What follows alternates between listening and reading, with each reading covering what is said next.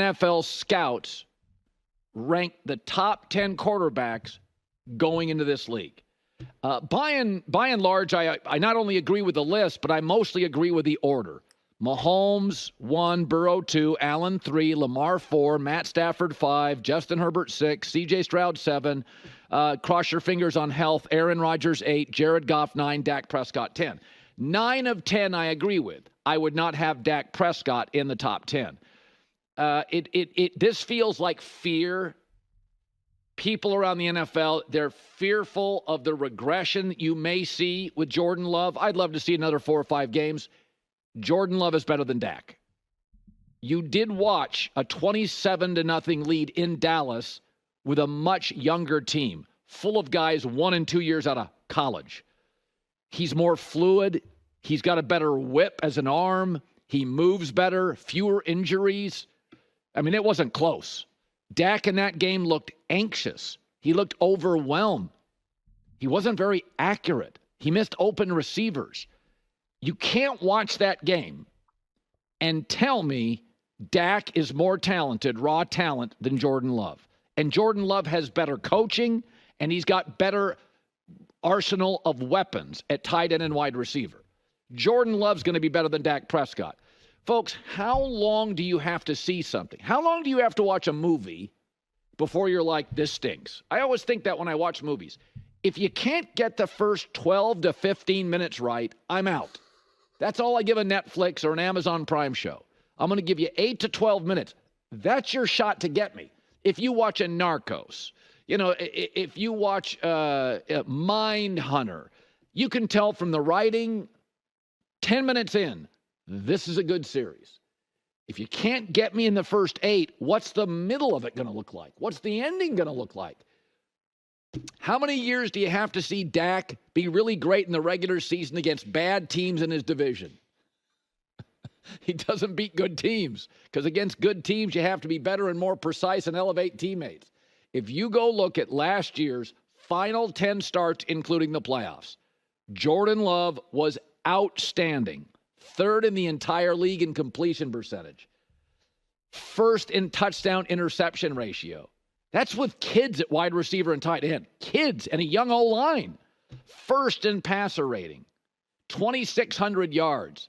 I think this is fear about, well, he could go backwards. I trust the Packers on quarterbacks. Here's the other thing. Think about the quarterbacks. You tend to think, well, it takes a while. If you look at the star quarterbacks, you can go to the first camp of Mahomes, and video was leaking out of some of his sidearm stuff. Remember week 11, Lamar Jackson, Justin Herbert's first game, C.J. Stroud's first game, Joe Burrow's first half, Kyler Murray's first 4 or 5 games. You can spot talent early. I say this on all these music shows, The Voice, America's Got Talent. How long does it take you to go, oh, wow, that doesn't sound like everybody else? 8 seconds? You don't have to watch that much quarterback play. Now, Jordan Love sat for years. I said this forever. I had more footage of Bigfoot his first 3 years in Green Bay. You didn't even get practice footage. So I had no idea, and I thought he had a terrible September. But by late October, you're like, there's something there. And by November, you're like, wow, okay, yeah, that's a first-round quarterback. So if you're watching Jordan Love in Dallas last year and you're watching Dak, it wasn't even particularly close. More raw ability, more fluid, better whip, better movement. Not putting him in a top 10 right now is fear-based. And I think if you really are honest with C.J. Stroud and Burrow and Mahomes and Lamar, even Josh Allen was a little choppy early because of the turnovers. His talent was completely unmistakable. You could not watch Lamar or Josh Allen early, first couple of starts, and not go, wow.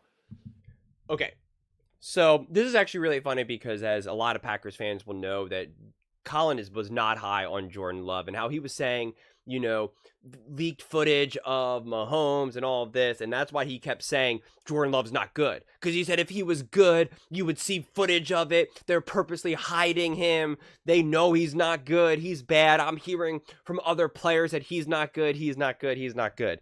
And now he's like, he's a top 10 quarterback. So it is pretty funny to see him go full circle. And a lot of people will say they'll kind of use that against Colin, but I think it's a major positive because he changes his opinion, and that's important to do. That's how you learn. That's how you grow. That's how you stay. That's what intelligent people do. So I don't think anyone should call out Colin for that. But it is funny when someone really changes their tune, no matter what. I mean, I change my opinion every single day. But, and as you guys know, that I've talked about this a lot in terms of I don't like ranking quarterbacks numerically. I put them in tiers. I put them in groups. I think it's too absurd to say these are the 10 quarterbacks and then that's it in 1, 2, 3, 4, 5. Like I don't do that. I think they're all in groups.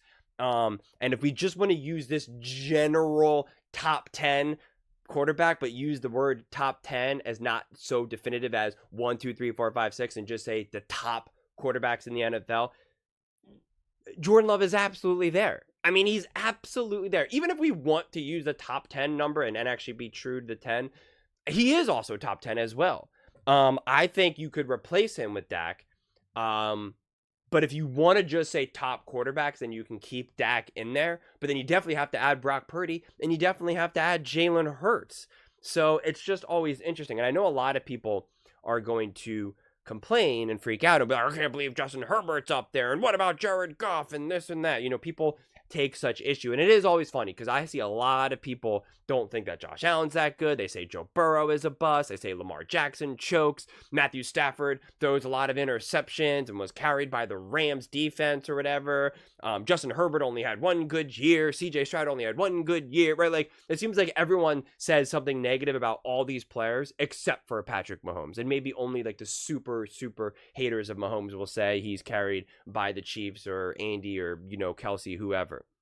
And that's why this conversation always gets ugly, always degrades into nonsense where people say such crazy, wild things, right? They'll say something like, Dak Prescott is the second best quarterback under Mahomes. And it's like, well, that's not true. And then they'll say something like, Matthew Stafford is trash. He's a bottom 15 quarterback. And it's like, well, that's not true either. So, you know, to try to keep it more focused on Jordan Love, to me, there's no doubt. And it is kind of funny that you're willing to put Jared Goff in there. You're willing to put CJ Stroud in there, Justin Herbert, and not Jordan Love, right? Like, I understand, obviously, like Patrick Mahomes, Joe Burrow, Josh Allen, Lamar Jackson. Those are the four names that seem to be pretty solidified. Even though some of those guys have not had the success that some people want them to have, it's still like, I don't know how you could argue that they're not obviously a top quarterback. Stafford, I'm a huge fan of Stafford. I think he's unbelievable elite. I think he's arguably the most underrated quarterback in the last like 15, 20 years probably. I really, really do.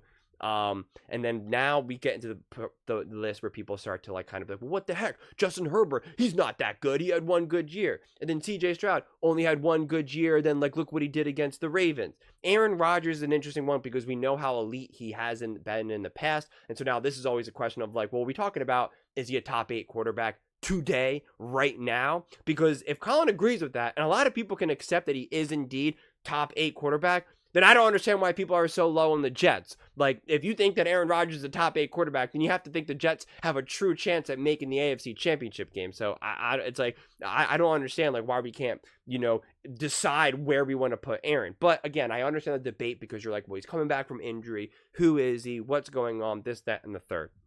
And then Jared Goff is always an interesting one as well because he's not fancy, he's not cool, he's not hip. He got shipped off to Detroit. He's had success with Detroit, but then now people are starting to kind of almost use a similar explanation for Jared Goff's success as they do for, say, like a Brock Purdy, a Jalen Hurts, even a Jimmy Garoppolo, that it's the team, that it's the roster, it's the coaching, you know, this, that, and the third. So again, I understand those, at least those question marks. I'm not saying they're right question marks, but I understand where at least people can come from when they at least bring those things up. And so it's just weird though that you're comfortable putting those names in the mix, but then not Jordan Love, who balled out, who absolutely balled out, who played unbelievable. Like, if you're willing to put a CJ Stroud in there, or if you're willing to put even a Justin Herbert in there, then you have to be willing to put a Jordan Love in there. And it's not to say that Jordan Love is necessarily better than those quarterbacks or will be or won't be. I'm just going to wait and see. That's definitely where I want to wait and see. But my point is that if you're only going to say that Justin Herbert really only kind of had like one good year, CJ Stroud obviously only had one good year, and that's what we're using, right? Like, this is the criteria that we're saying is acceptable, then why is it not acceptable for Jordan Love? Like, that's where I'm confused, because if we can bring up Jordan Love's numbers, third, fourth, first, like, how is he not there then? Are they saying it's because he's like a little bit older and sat? Is it because it was the last 10 games? Because we know that lots of these quarterbacks, right? Like, wouldn't some of the bad games from Justin Herbert bring down his stock? CJ Stroud got off to a somewhat rocky start, and then come time playoffs, had a good game, but then not such a good game, right? Like, it's just like, it's just like, how do we want to figure this stuff out? Which is why I'm against these cutthroat 1, 2, 3, 4, 5 numbers, because it's just like, what is the criteria? What are we talking about here? And so, but yeah, I mean, to me, as you guys know, I said that Jordan Love, I think, it will be an MVP candidate. I think it's going to be Jordan Love and CJ Stroud at the top of the list. And I think you could probably maybe even throw Jared Goff in there if the Detroit Lions are the number 1 seed. But I think it's going to be I think the 2 hot shot quarterbacks that everyone's really going to be looking at is going to be CJ Stroud and, Jordan Love. I really, really do. So it is just interesting to me that people are willing to accept CJ Stroud as here and has arrived, and he is a top 10 quarterback, but not Jordan Love. Like, like, why is that? It's not like Jordan Love was on a stacked team, right? Like, so where is it? Is it because he's a little bit older? Like, is it because he was in the league, for a couple years first? Like, I'm just somewhat confused by that. Because they also beat the Dallas Cowboys, which is way more impressive than beating the Cleveland Browns with Joe Flacco. It just is. That's indisputable. People were saying, a lot of people, and respectable people, were saying that the Dallas Cowboys will go on to the Super Bowl, that Dak Prescott's the MVP, and the Packers embarrassed them. Jordan Love, that's a top-rated defense, made them look like nothing. Jordan Love made them look like not even a high school team, but like a middle school team. I mean, it was just embarrassing for the Cowboys. All at home for the Cowboys. That was one of the most remarkable wins I've ever seen. Truly. Truly.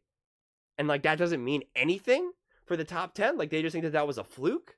So I just would love to know the logic of what they're thinking is going to happen to Jordan Love. And if they think that Jordan Love is going to go backwards and regress a little bit, which is definitely technically possible, why are you not afraid of CJ Stroud regressing?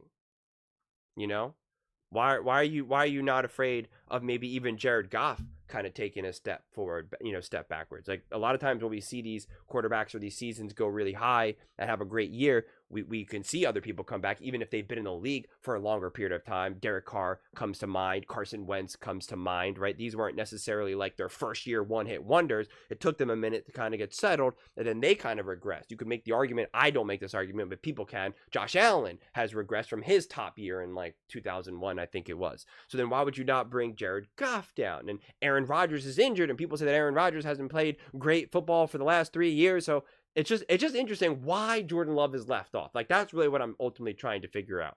Because any of the logic that you're using to pull Jordan Love down, you can apply that to essentially 6, 7, 8, 9, 10. And maybe 5 if you're being, extra spicy. So it's just, that's why these lists are honestly pretty meaningless to me. And that's why I prefer to say top quarterbacks, under the top quarterbacks, average quarterbacks, because it's just like, it just gets too sloppy to me. But those are just my thoughts. I'd absolutely love to hear yours. Where do you think Jordan Love should be in the top 10? And why do you think he was left off? Like, what do you think the logic was? What do you think it is? I don't think it's media bias or anything like this, because it is execs, coaches, and scouts. So would love to hear your thoughts on this one. Let me know in the comments below. I read every single comment. So whether you agree with me or disagree with me, either way, let's get in some discussions. Let's get in some fights. But ultimately, let's just have some fun. And please do consider subscribing. We are building an amazing community here, and I would absolutely love to see you part of it. I want to build something that we all genuinely feel connected to. Something that we're really excited to be part of, and I think we're well on our way to doing it. And please don't forget to give this video a thumbs up, as it really does help with the visibility and the algorithm. Thank you so much, and see you next time.